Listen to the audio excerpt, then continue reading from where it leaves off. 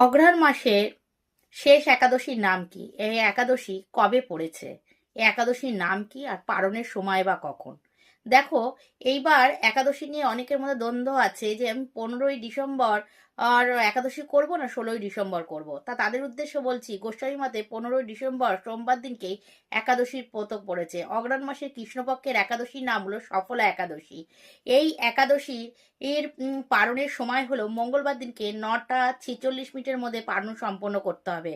আর দেখো, সব একাদশী করলেই তার একটা ফল আছে, কিন্তু ফলের আশা করে করলে অনেক সময় ফল আমাদের লাভ নাও হতে পারে। কেন ভগবান শ্রীকৃষ্ণ গীতাতে বলেছে তোমরা কর্ম করো, ফলের চিন্তা করো না। তাই জন্য সবসময় সবাই মানে মনে রাখবে যে যে কটা একাদশী পড়ছে সেই একাদশীটা বছরে সব একাদশীগুলো পালন করার জন্য।